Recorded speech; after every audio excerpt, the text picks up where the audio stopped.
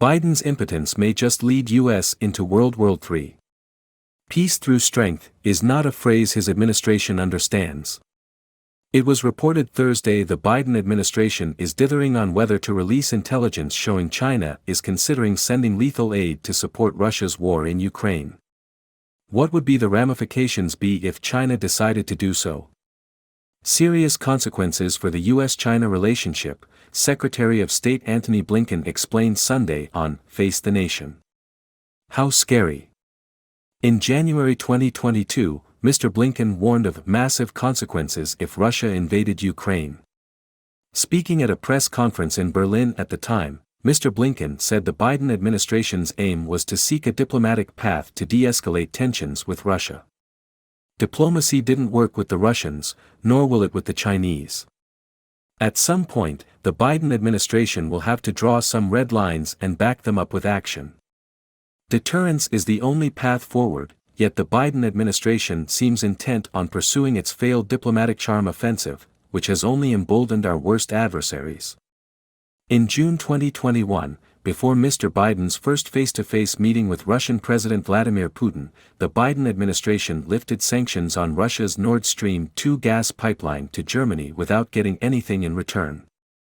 Mr. Biden also renewed the new Strategic Arms Reduction Treaty with Russia without getting concessions from the Kremlin on inspections.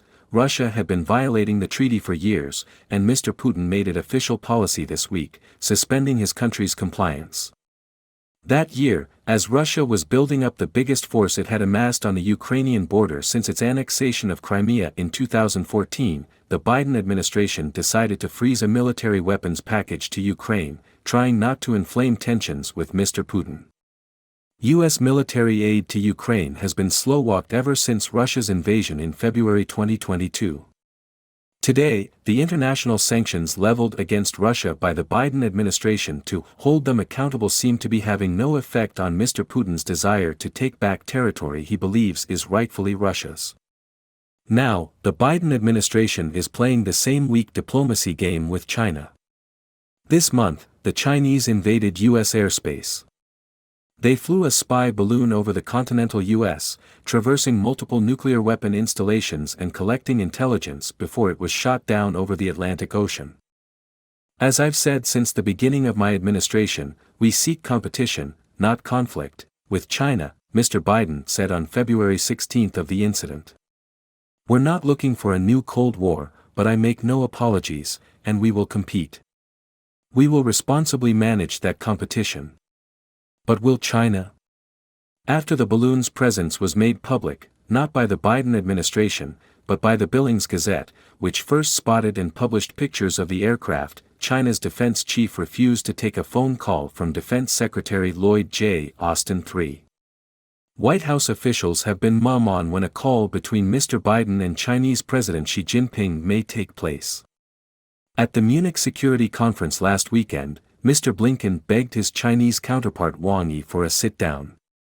What he got was a slap-down. Mr. Wang refused to apologize for the balloon incident, and chastised Mr. Blinken for shooting it down. He then accused the U.S. of flying high-altitude balloons illegally over China, something U.S. officials have denied. When Mr. Wang took the stage publicly, he called the U.S. reaction to the balloon absurd and hysterical and an abuse of force. He was also belligerent in China's intentions for Taiwan. Let me assure the audience that Taiwan is a part of Chinese territory. It has never been a country, and it will never be a country in the future, he said. In the days since the conference, Mr. Putin announced Mr. Xi will be visiting his country to discuss their limitless partnership. In terms of lethal support to Russia, Chinese Ministry of Foreign Affairs spokesman Wang Wenbin didn't respond directly, but did point fingers back. It's the U.S. side, not the Chinese side, that's providing an endless flow of weapons. The U.S. side isn't qualified to point fingers at China or order China around, he said Monday. China has, in fact, been providing much material and financial support to Russia throughout the war. According to a Wall Street Journal report, China is already providing technology that Moscow needs, despite sanctions and export controls. The customs records show Chinese state-owned defense companies providing goods that have civilian and military uses, shipping navigation equipment, jamming technology and jet fighter parts to sanctioned Russian government-owned defense companies, the journal detailed. It's also providing them with drones.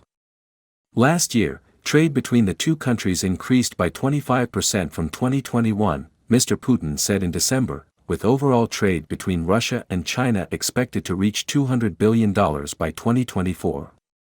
Beijing has bought Russian oil and gas, as Russia has increased its use of China's currency, the yuan. Last year, China was the largest buyer of Russian agricultural and food products. So what is the Biden administration going to do about it?